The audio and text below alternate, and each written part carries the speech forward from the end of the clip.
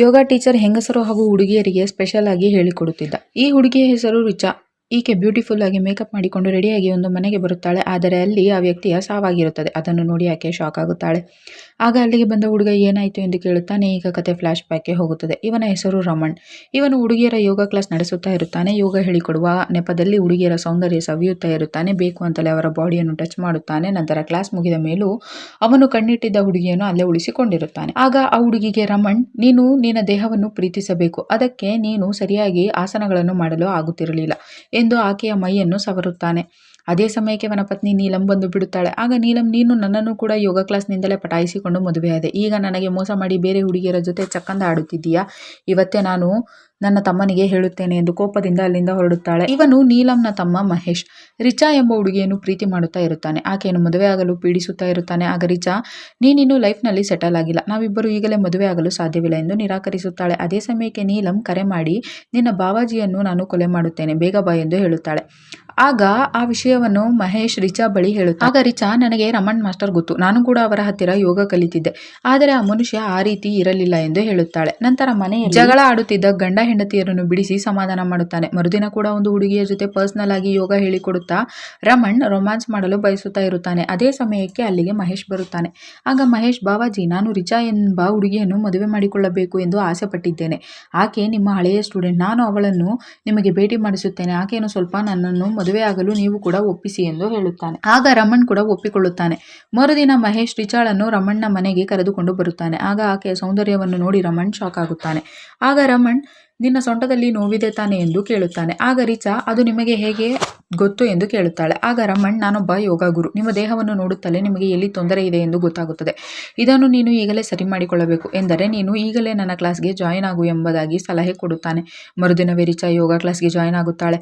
ಆಕೆಗೆ ವ್ಯಾಯಾಮ ಮಾಡಲು ಕಷ್ಟವಾಗುತ್ತಾ ಇರುತ್ತದೆ. ಆಗ ರಮಣ್ ಬಂದು ಆಕೆಗೆ ಸಹಾಯ ಮಾಡುತ್ತಾನೆ. ಆಗ ರಮಣ್, ಯಾರೋ ನಿನ್ನನ್ನು ಮುಟ್ಟುತ್ತಿದ್ದಾರೆ ಎನ್ನುವುದು ಮರೆತು ಬಿಡು, ಆಸನದ ಕಡೆ ಗಮನ ಕೊಡು ಎಂದು ಹೇಳಿ ಆಕೆಯನ್ನು ಕೆಟ್ಟದೃಷ್ಟಿಯಿಂದ ಸವರುತ್ತಾನೆ. ಅದೇ ಸಮಯಕ್ಕೆ ಅದನ್ನು ಮಹೇಶ್ ನಿಂತು ನೋಡುತ್ತಾ ಇರುತ್ತಾನೆ. ಆಗ ಕೋಪಗೊಂಡ ರಮಣ್, ನೋಡಮ್ಮ, ಇಲ್ಲಿ ಕ್ಲಾಸ್ಗೆ ಬರುವುದಾದರೆ ಒಬ್ಬಳೇ ಬಾ, ಈ ಥರ ಬಾಯ್ ಫ್ರೆಂಡ್ ಅನ್ನು ಕೂಡ ಕರೆದುಕೊಂಡು ಬರಬೇಡ ಎಂದು ರಿಚಾಗೆ ಹೇಳುತ್ತಾನೆ. ಇದರಿಂದ ಕೋಪಗೊಂಡ ರಿಚಾ ಕೂಡ ಕ್ಲಾಸ್ ನಿಲ್ಲಿಸಿ ಹೊರಗೆ ಬಂದು ಮಹೇಶ್ಗೆ ಬೈಯುತ್ತಾಳೆ. ಮರುದಿನ ಕೂಡ ಮಹೇಶ್ ಇವರ ಯೋಗ ಕ್ಲಾಸನ್ನು ಕದ್ದು ನೋಡುತ್ತಾ ಇರುವಾಗ ಅದಕ್ಕೆ ರಮಣ್ ರಿಚಾ ಬಳಿ ಹೋಗದೆ ಬೇರೆ ಹುಡುಗಿಯರಿಗೆ ಆಸಕ್ತಿಯಿಂದ ಹೇಳಿಕೊಡುತ್ತಾ ಇರುತ್ತಾನೆ. ಅದರಿಂದ ರಿಚಾಗೆ ಬೇಸರವಾಗುತ್ತದೆ. ಮರುದಿನ ರಮಣ್ ಎಣ್ಣೆ ಹೊಡೆಯುತ್ತಾ ಮಹೇಶ್ಗೆ, ರಿಚಾಳ ಕ್ಯಾರೆಕ್ಟರ್ ಸರಿಯಿಲ್ಲ, ಆಕೆ ನನ್ನ ಮೇಲೆ ಕಣ್ಣು ಇಟ್ಟಿರುತ್ತಾಳೆ, ಮುಂದೆ ನೀನು ಮದುವೆ ಆದರೂ ಬೇರೆಯವರ ಜೊತೆ ಅಫೇರ್ ಇಟ್ಟುಕೊಳ್ಳಬಹುದು, ಆಕೆಯನ್ನು ಮರೆತು ಬಿಡು ಎಂದು ಸಲಹೆ ಕೊಡುತ್ತಾನೆ. ಸ್ವಲ್ಪ ದಿನಗಳ ನಂತರ ರಿಚಾ, ಮಹೇಶ್ ಏಕೋ ನನ್ನ ಬಳಿ ಮಾತನಾಡುತ್ತಿಲ್ಲ, ನನಗೆ ಆಸಕ್ತಿ ವಹಿಸಲು ಸಾಧ್ಯವಾಗುತ್ತಿಲ್ಲ ಎಂದು ರಮಣ್ ಬಳಿ ಹೇಳುತ್ತಾಳೆ. ಆಗ ರಮಣ್, ನಾನು ನಿನಗೆ ಕೆಲವೊಂದು ಆಸನಗಳನ್ನು ಹೇಳಿಕೊಡುತ್ತೇನೆ, ಆದ್ದರಿಂದ ನೀನು ಎಲ್ಲ ಬೇಡವಾದ ವಿಷಯಗಳನ್ನು ಮರೆತು ಒಳ್ಳೆಯ ವಿಷಯಗಳ ಬಗ್ಗೆ ಗಮನ ಕೊಡಬೇಕು, ಹಾಗೆ ಮಾಡುತ್ತೇನೆ. ಇಂದು ಸಂಜೆ ನಮ್ಮ ಯೋಗ ಕ್ಲಾಸಿಗೆ ಒಬ್ಬಳೇ ಬಾ ಎಂದು ಹೇಳಿ ಕಳಿಸುತ್ತಾನೆ.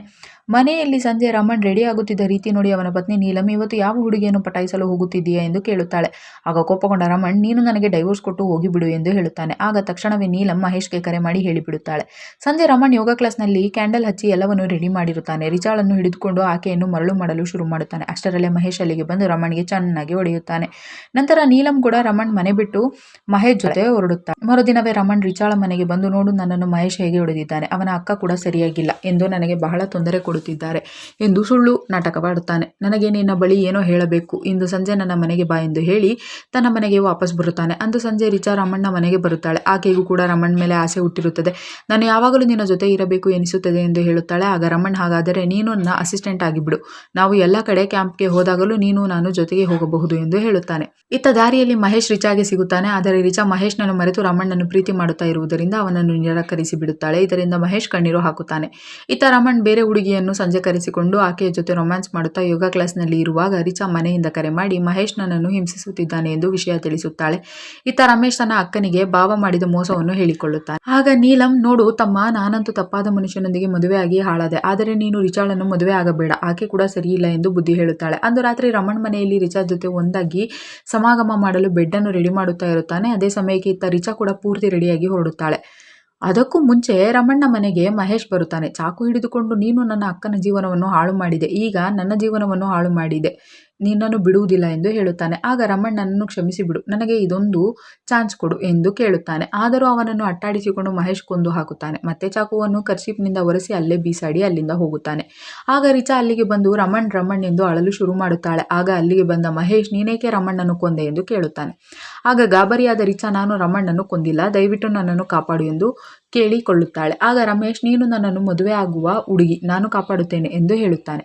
ಪೊಲೀಸರು ತನಿಖೆ ಶುರು ಮಾಡುತ್ತಾರೆ. ಆಗ ರಮಣ್ ಕತ್ತಲ್ಲಿದ್ದ ಚಿನ್ನದ ಚೈನ್ ಹಾಗೂ ಉಂಗುರ ಇತ್ತು ಎಂದು ನೀಲಂ ಹೇಳುತ್ತಾಳೆ. ಆದರೆ ಅದು ಪೊಲೀಸರಿಗೆ ಸಿಕ್ಕಿರುವುದಿಲ್ಲ. ಅದನ್ನು ಮಹೇಶ್ ಮಾರಿ ಹಣ ಪಡೆದಿರುತ್ತಾನೆ. ಮತ್ತೆ ಮಹೇಶ್ ರಿಚಾಳನ್ನು ಭೇಟಿ ಮಾಡಿ ನೀನು ನನ್ನನ್ನು ಮದುವೆ ಆಗದೇ ಇದ್ದರೆ ನೀನು ಮಾಡಿರುವ ಕೊಲೆಯನ್ನು ಪೊಲೀಸರಿಗೆ ತಿಳಿಸುತ್ತೇನೆ ಎಂದು ಬ್ಲ್ಯಾಕ್ಮೇಲ್ ಮಾಡುತ್ತಾನೆ. ನಂತರ ರಿಚಾಳನ್ನು ತನ್ನ ಬಳಿ ಕರೆಸಿಕೊಂಡು ಅವಳಿಗೆ ಹಣ ತೋರಿಸಿ ನಾವು ಮದುವೆಯಾಗಿ ಹನಿಮೂನ್ಗೆ ಹೋಗೋಣ ಎಂದು ಹೇಳುತ್ತಾನೆ. ಆಗ ಇಷ್ಟು ಹಣ ಎಲ್ಲಿಂದ ಬಂತು ಎಂದು ರಿಚಾ ಕೇಳುತ್ತಾಳೆ. ಆಗ ಉದ್ವೇಗದಲ್ಲಿ ಮಹೇಶ್ ನಾನು ಮಾಡಿರುವ ಕೊಲೆ ನಿನಗೋಸ್ಕರನೇ ಎಂದು ಹೇಳಿಬಿಡುತ್ತಾನೆ. ಆಗ ರಿಚಾ ಅವನನ್ನು ನಿರಾಕರಿಸುತ್ತಾಳೆ. ಆಗ ಆಕೆಯನ್ನು ಕೂಡ ಚಾಕುವಿನಿಂದ ಕೊಲ್ಲಲು ಹೋದಾಗ ಪೊಲೀಸರು ಅವನನ್ನು ತಡೆಯುತ್ತಾರೆ. ಇಲ್ಲಿಗೆ ಬರುವ ಮುನ್ನವೇ ರಿಚಾ ಪೊಲೀಸರಿಗೆ ಕರೆ ಮಾಡಿ ಬಂದಿರುತ್ತಾಳೆ. ಆಗ ಪೊಲೀಸರು ಮಹೇಶ್ನನ್ನು ಅರೆಸ್ಟ್ ಮಾಡಿಕೊಂಡು ಹೋಗುತ್ತಾರೆ. ಕತೆ ಇಲ್ಲಿಗೆ ಮುಗಿಯುತ್ತದೆ. ಈ ವಿಡಿಯೋವನ್ನು ಪೂರ್ತಿ ನೋಡಲು ದಂಗಲ್ ಟಿವಿ ಚಾನೆಲ್ನಲ್ಲಿ ರಂಗೀಲಾ ಜೀಜಾ ಎಂದು ಹುಡುಕಿ ನೋಡಬಹುದು.